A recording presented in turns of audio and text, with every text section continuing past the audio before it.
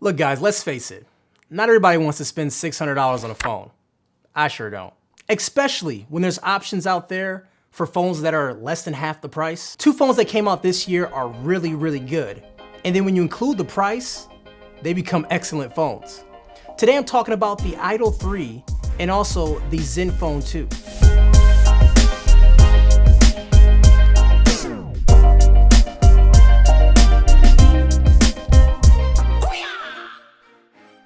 Now just a side note, the ZenFone has two phones. They have a phone that's $200 and a phone that's $300. So today I'm going to compare the $300 version of the ZenFone 2. I don't have a $200 version of it, so I really can't compare with it. But down below, I'm going to leave a comparison so you can actually look at it yourself and determine which one's the best one for you.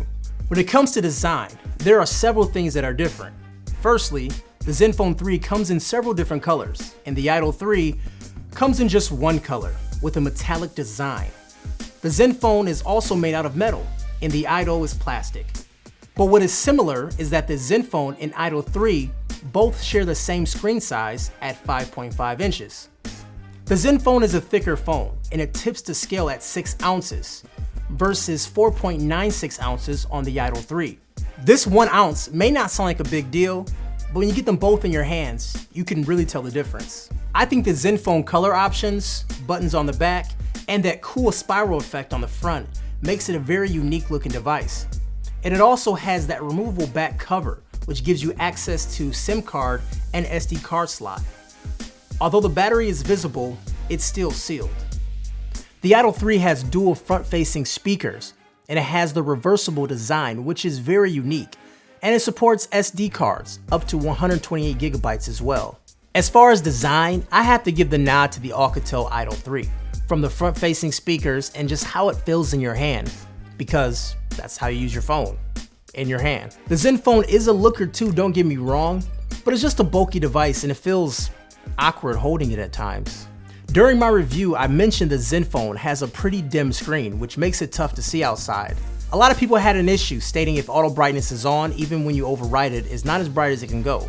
Well, I agree, but my review is not based on what I'm recording, it's based on my usage.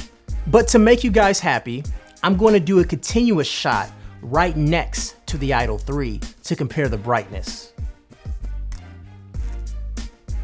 You can see a big difference, even when adjusting auto brightness on and off and ensuring the slider is set to the max brightness. It's a dim screen. Even AnandTech measured the brightness, and it's lower than most phones that have came out this year. But once you get it out of direct light and you are in some shade or inside, it's a really nice looking panel. It's an IPS LCD display with 403 ppi pumping into you in full HD resolution. The black levels are superb and colors do pop well. Also, the color profile is adjustable, which is very nice to see. I really do enjoy the screen. I just wish it wasn't as reflective and also got brighter. The Idol 3 has a shockingly good screen as well. What I mean by shockingly is that normally at this price, we don't see phones that can get this bright. The screen is also 1080p resolution and it comes in at 401 ppi. It's a great looking panel and it's bright in all situations. So the clear winner here is the Alcatel Idol 3. The ZenFone 2 comes packed with an Intel Atom Z3580 processor. Not really a name we think of when we talk Android, but the Intel chip is blazing fast. Now this is truly one of the fastest experiences I've used on Android, period. The Idol 3 is using a more efficient Snapdragon 615 processor. The 615 is a solid processor that runs most tasks with relatively decent speeds. You can bog down the 615 when launching and running very heavy applications, but overall your experience is good. The times that it does get bogged down, it's not laggy, just a bit slower. Still, a very solid performance from a really good chip.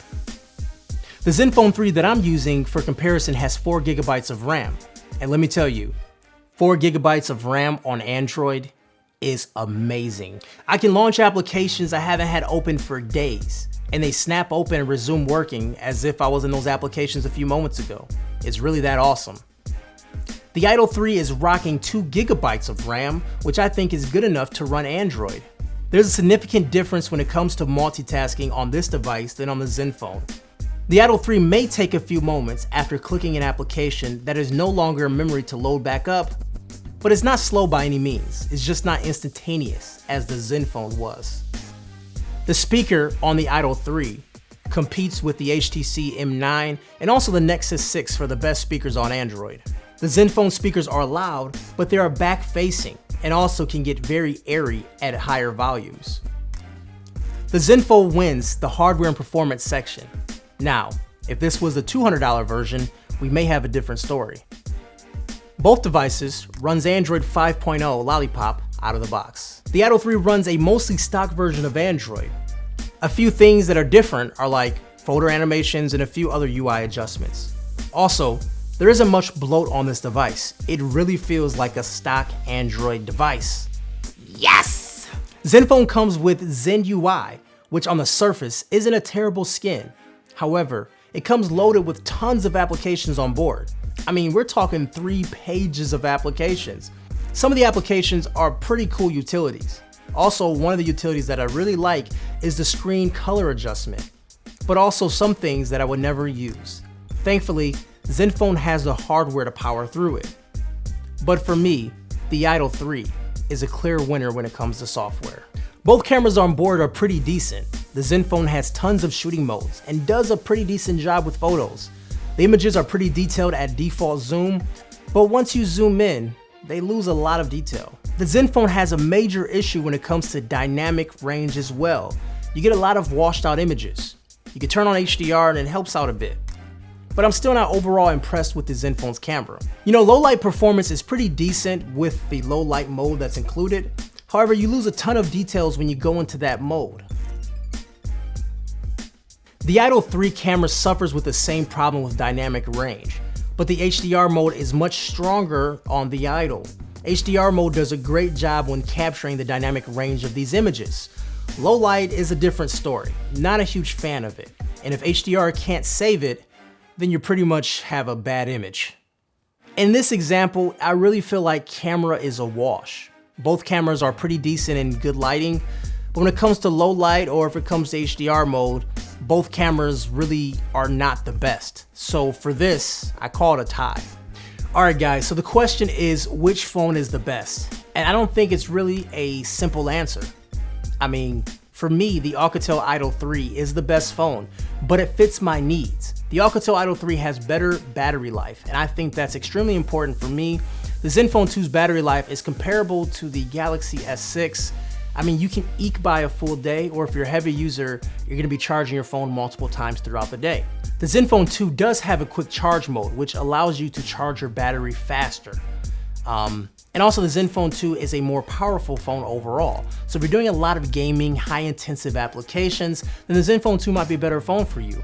But I think overall, the Idol 3 is just a better phone as far as build, design, performance, and battery life. I think for me, it's the total package. And it's a phone that I recommend for a lot of people, especially in the price range of $250. Now there is one wild card that I have to bring up. And I kicked this idea around for a long time. But I have to mention the OnePlus One. And the reason I have to mention the OnePlus One, it's a year old and it's $250 right now. And I think the OnePlus One is still a fantastic phone, even being a year old.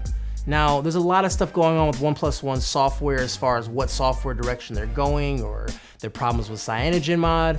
Regardless, to me, the OnePlus One is still a great phone. You have great battery life, awesome performance. So you have 3 great options depending on your needs. You have the OnePlus One, the Idol 3, and also the ZenFone 2. I don't see a reason to spend $600 on a phone anymore with great phones like this. As always guys, my name is Kevin the Tech Ninja. If you like this video, go ahead and give it a thumbs up. Also subscribe to my channel for more great videos, giveaways, and reviews. And also if you like any of this content, make sure you check out other videos that I have. You know, I really put a lot of effort into these videos and I'm glad that you guys watch these videos. And also I'm recording this video live on Periscope. So make sure you're following me on Twitter to see me on Periscope as well. I'm at Tech Ninja Speaks. All right guys, have yourself a great day. Peace.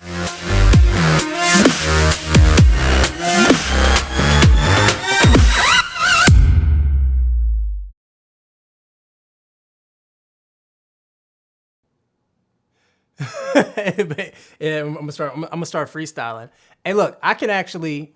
Well, I can't tell you the whole video. You got to watch the video first.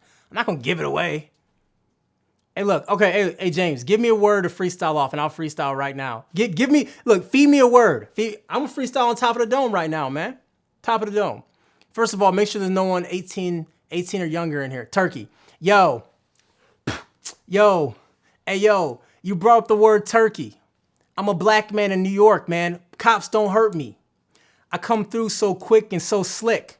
I will smack you up, man. I'm gonna call you call me a pimp. I don't know. Dude, that first line was dope, though. That first line was dope, man. Don't hate, man. It was factual and dope about New York. Where the fire at? Send me the flame. Hey, give me the flame emoji.